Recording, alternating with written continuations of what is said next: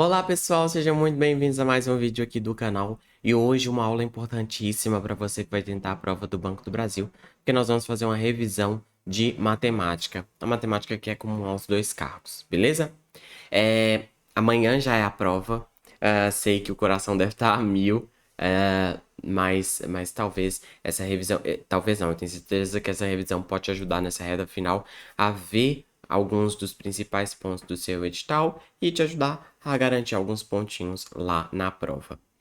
Se você ainda não é inscrito no canal, inscreva-se. Aqui a gente traz informações sobre concursos, também trazemos aulas e conteúdos de matemática, informática e raciocínio lógico para te ajudar nas suas provas. Então, claro, a gente deseja que amanhã seja um dia de sucesso, que a gente consiga ser aprovado. Mas se não for, a gente também não pode desistir dos nossos sonhos e continuaremos correndo atrás e esteja aqui com a gente porque eu posso te ajudar nessa sua jornada.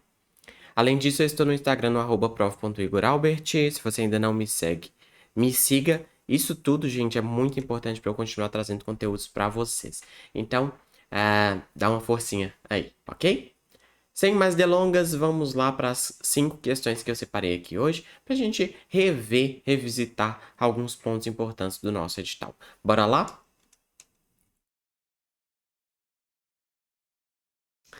Bem, uma questão sobre porcentagem para a gente começar aqui hoje.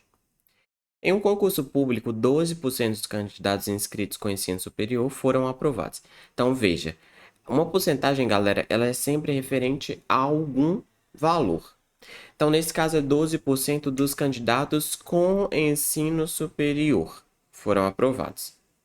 Se nesse concurso somente a quarta parte dos candidatos inscritos tinham esse grau de escolaridade, então somente a quarta parte dos candidatos tinha ensino superior. A quarta parte é um quarto, né? Um quarto de 100, para a gente descobrir a porcentagem, é 25%. Então, 25% o quê? Tinham ensino superior.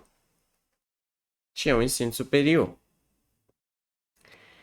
É correto afirmar que, do total de inscritos, os candidatos com ensino superior não aprovados no concurso correspondem a.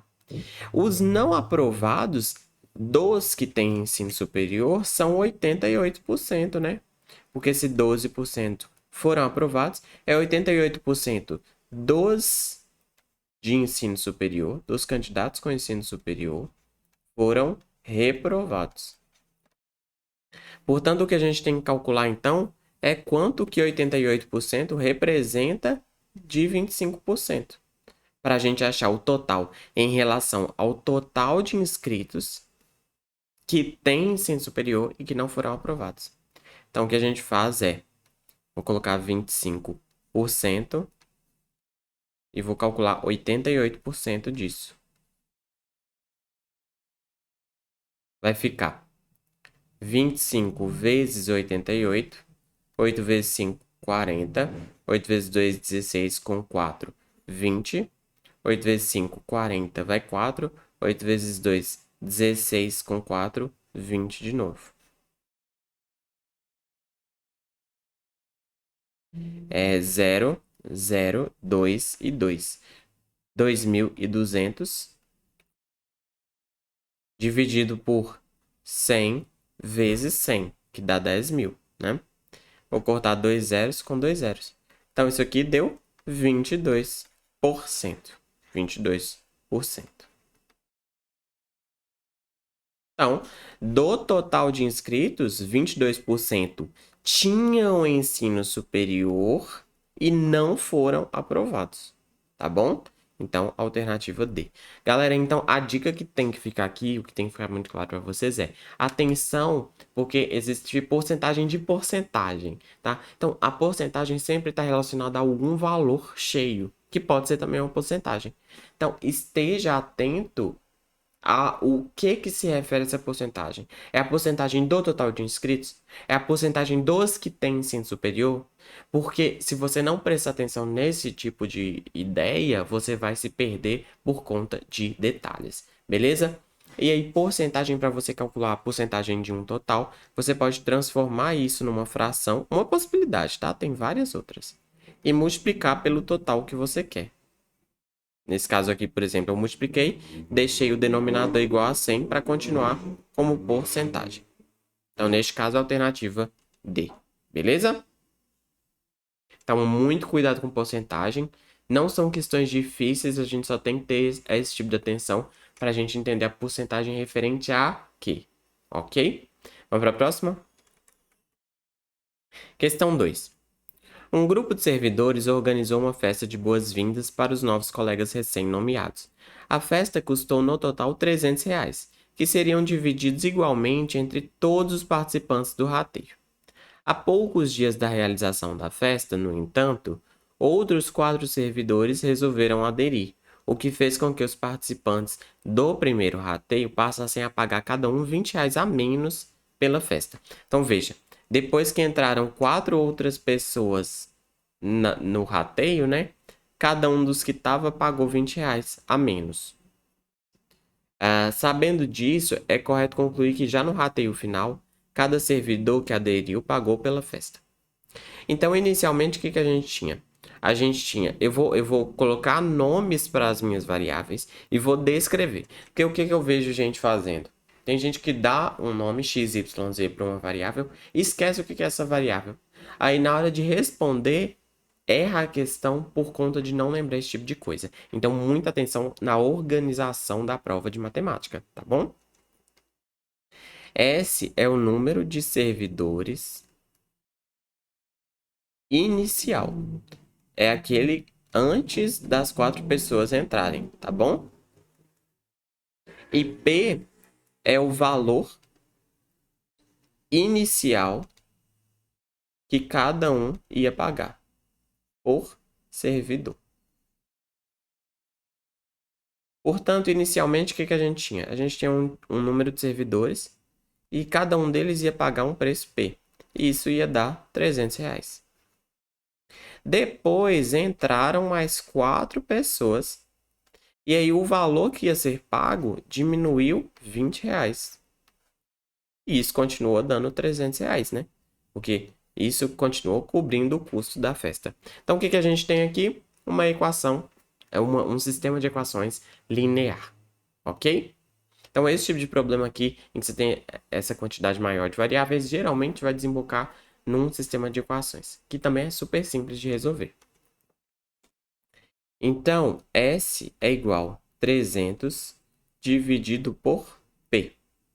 Então, eu vou substituir essa variável lá na frente. Deixa eu só copiar aqui para a gente não se perder. S mais 4 vezes P menos 20 igual a 300. Então, S, eu vou passar o P dividindo. Então, S é 300 dividido por P. E agora eu vou substituir esse S aqui na segunda equação. 300 dividido por P mais 4 vezes P menos 20 é igual a 300. Então, o que eu faço para somar frações? Eu coloco o mesmo denominador, que no caso vai ser o P. Então, vai ficar 300 mais 4P sobre P vezes P menos 20 igual a 300. Aqui eu vou precisar multiplicar isso pelo segundo parênteses.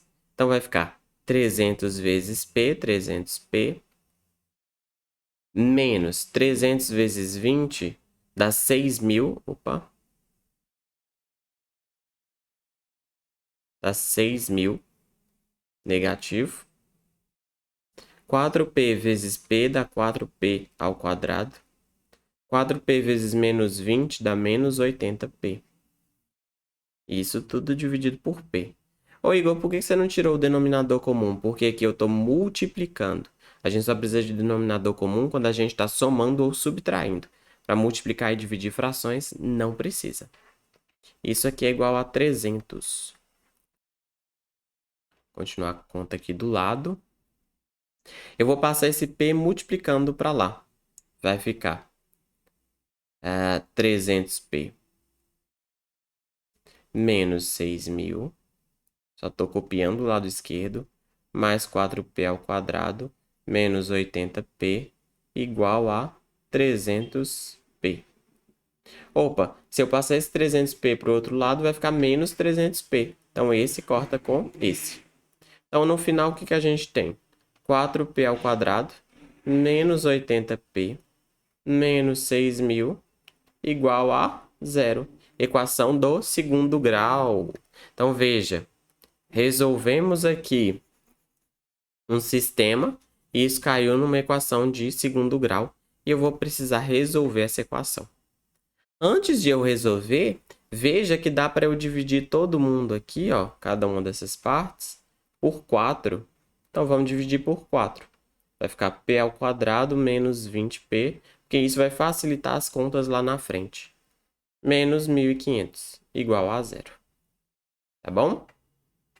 Então, quem é o delta? É b ao quadrado, que é 20 vezes 20, menos 20 vezes menos 20, menos 4 vezes A vezes C. O A já é 1, então não precisa colocar. Delta é igual a 400 mais 6.000. Então, vai ficar 6.400.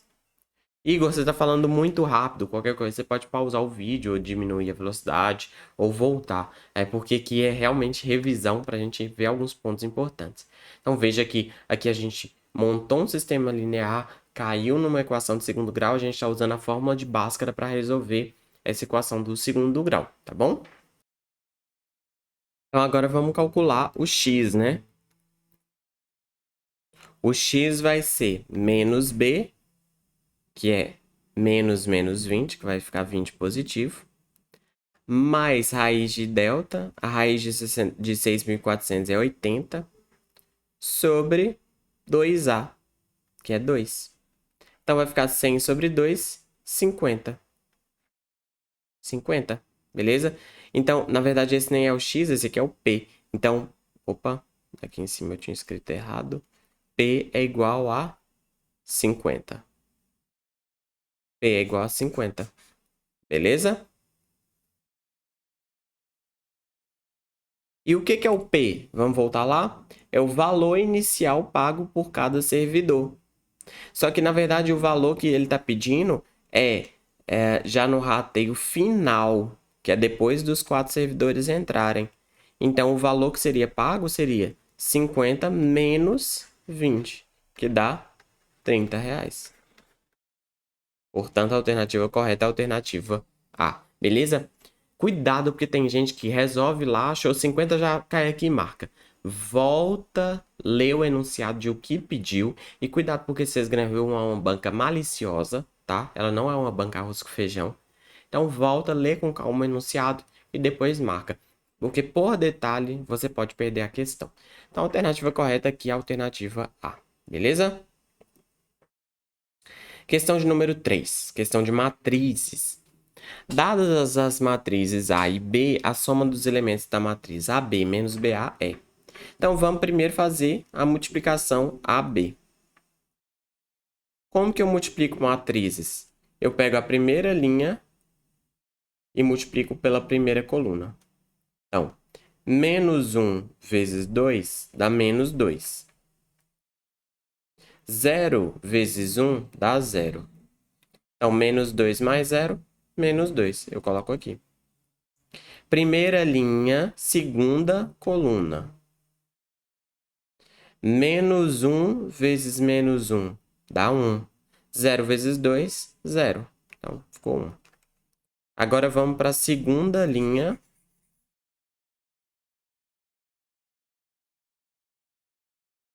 Segunda linha, primeira coluna. 2 vezes 2, 4. 3 vezes 1, 3. 4 mais 3, 7. 2 vezes menos 1 dá menos 2. 3 vezes 2, 6. 6 menos 2, 4. Então, achamos quanto que vale a multiplicação AB. Vamos agora fazer BA. Galera, cuidado. BA é 2 menos 1. 1, 2, que é a matriz B, vezes a matriz A. Menos 1, 0, 2, 3. A ordem mudou e, portanto, neste caso de multiplicação de matriz, o valor também muda. Então, primeira linha vezes primeira coluna. 2 vezes menos 1 dá menos 2. Menos 1 vezes 2 dá menos 2. Menos 2 com menos 2, menos 4. Então, eu multiplico casa a casa, né? 2 vezes menos 1 vezes 2 e somo. 2 vezes 0, 2. Agora eu estou pegando a primeira linha com a segunda coluna. 2 vezes 0, 0. Menos 1 vezes 3 dá menos 3. Opa. Opa.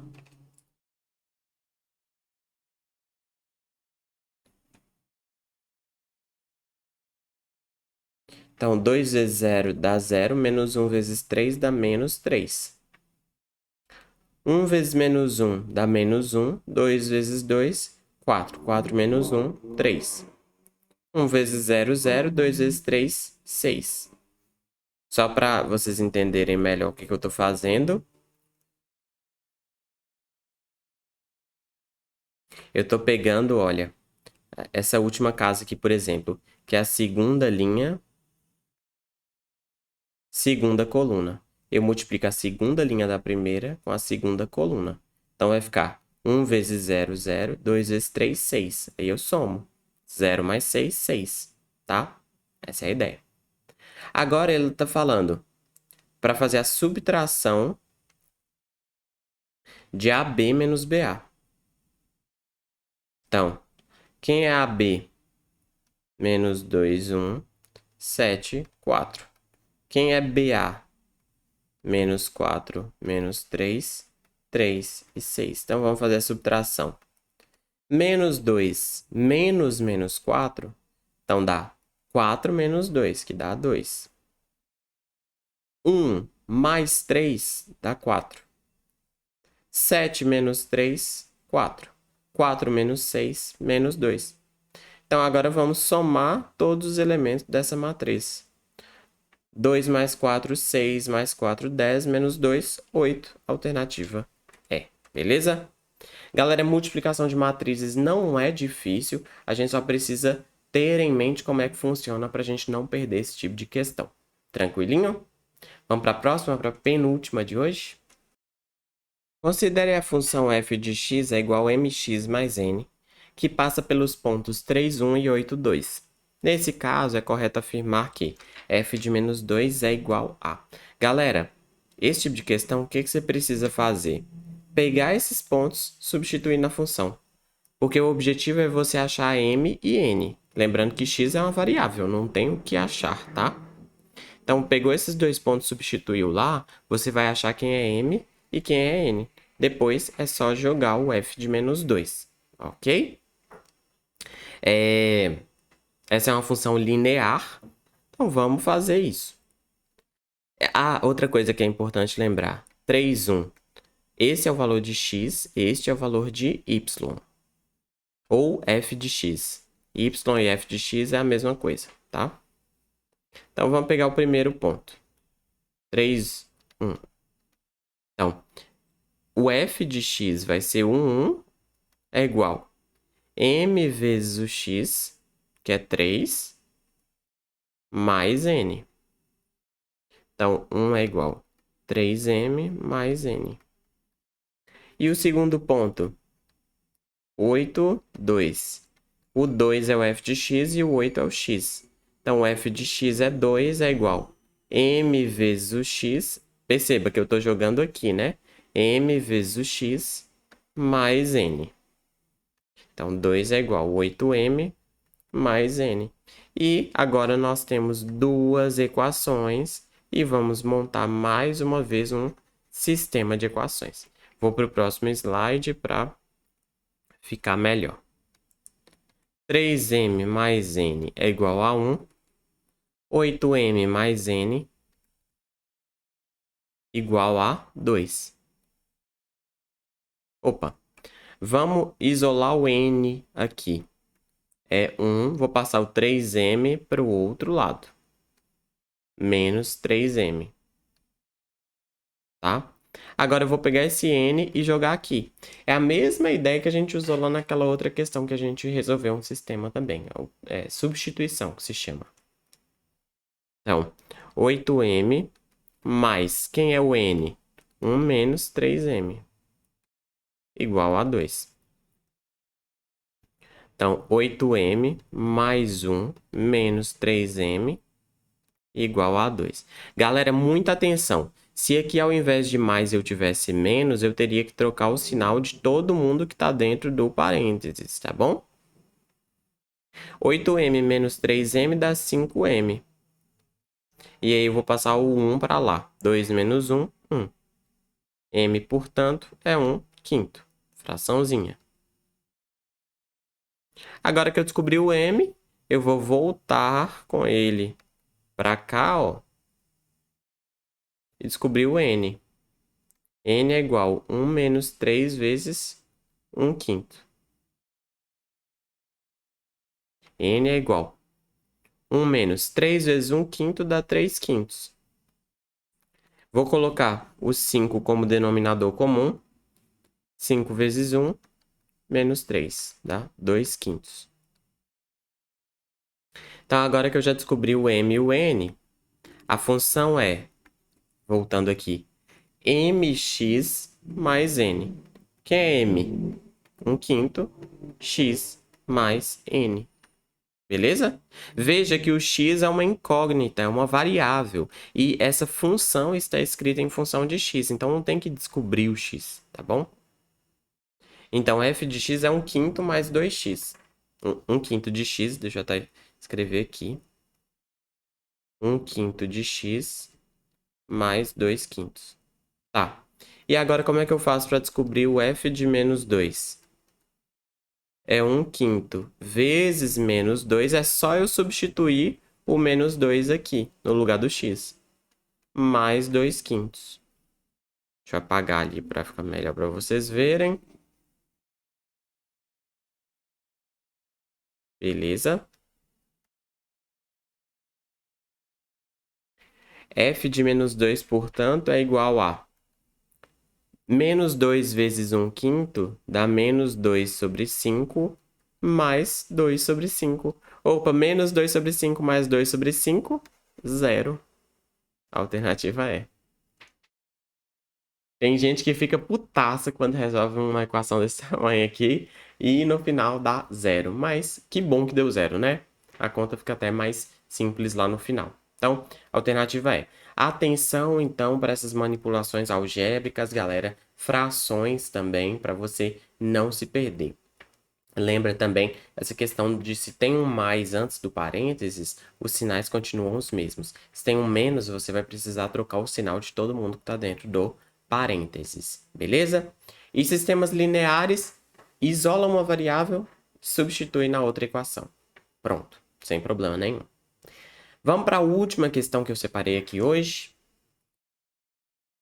Essa aqui é uma questão teórica e é para a gente revisar como é que é montado o gráfico de uma equação de segundo grau, de uma função de segundo grau, tá? Que é um ponto importante também que está no edital. Então, aqui eu priorizei sistemas, porcentagens, equações de primeiro grau, funções de primeiro grau e aqui funções de segundo grau também, que são coisas que estarão na prova sem muitas dúvidas.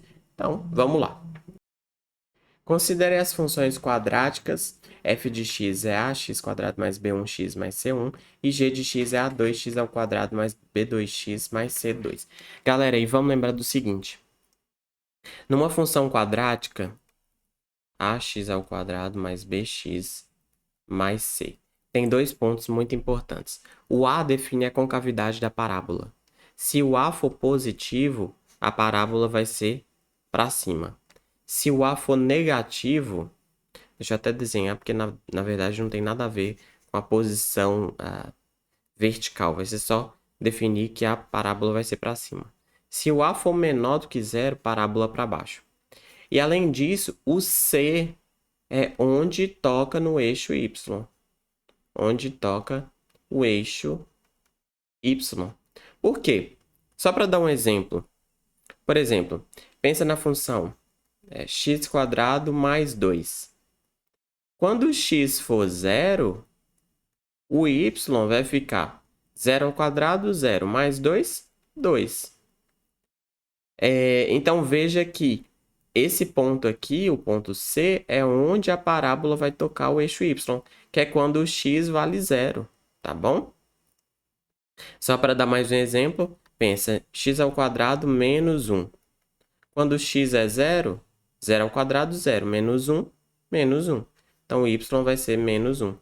Então, aqui toca no ponto 2 e, neste caso aqui, vai tocar no ponto menos 1, aqui embaixo.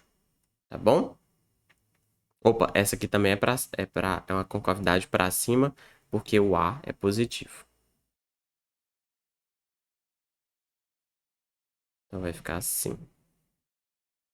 Ok? Então, o C, que é o que está sozinho, determina onde que a parábola toca no eixo Y. Então, o A1 é maior do que zero. Então, essa parábola de f de x aqui é para cima. E o A2 é menor do que zero. Então, a parábola de g de x é para baixo. Acerca dessas funções, julgue. O gráfico da função f é uma parábola com concavidade voltada para cima, correto. O gráfico de g é uma parábola com concavidade para baixo, correto. Os gráficos de f e g podem não possuir pontos em comum, podem possuir um único ponto em comum e possuir dois pontos distintos em comum. Opa, uma parábola é para cima, a do f. A outra é para baixo. A outra pode estar aqui. A outra pode estar aqui. Ou a outra pode estar aqui embaixo. Então, realmente, pode ter um ponto em comum, dois pontos em comum ou nenhum ponto em comum, que é esse caso aqui. Então, o primeiro caso, um ponto em comum, é assim. O segundo caso, dois pontos em comum. O terceiro caso, nenhum ponto em comum. Uma vai estar bem em cima, a outra bem embaixo. Tá bom? Então, correto. Já que A1 é maior do que zero, o gráfico da função f pode não interceptar o eixo OX, mas necessariamente intercepta o eixo OY. Toda parábola, galera, em algum momento tem que tocar o eixo Y. Mas, de fato, as parábolas não obrigatoriamente tocam o eixo X. Então, elas não precisam tocar o eixo X, que é o eixo horizontal. Mas o eixo Y, elas sempre tocam, porque uma parábola é infinita. Ela cresce até o infinito, beleza? Ou para baixo ou para cima. Então, em algum momento, ela tem que tocar o eixo vertical. O eixo horizontal, não necessariamente. Por outro lado, já que A2 é menor do que zero, o gráfico da função g pode não interceptar o eixo y. Não toda parábola intercepta o eixo y, mas necessariamente intercepta o eixo x. Não, o eixo x não necessariamente, pode não tocar. Então, a terceira está incorreta, mas a primeira e a segunda estão certas. Alternativa B. Essa aqui foi uma questão mais para a gente ver a questão de gráficos de equação de segundo grau, que é muito importante lá para a nossa prova também, beleza? Muito obrigado pela sua atenção. Eu te desejo uma excelente prova, entregue seu melhor e isso é suficiente. Espero que você tenha muito sucesso amanhã e que você seja aprovado. Se não for dessa vez, não desista do seu sonho, não desista dos seus planos e continue tentando. Eu estarei aqui para ajudá-lo também.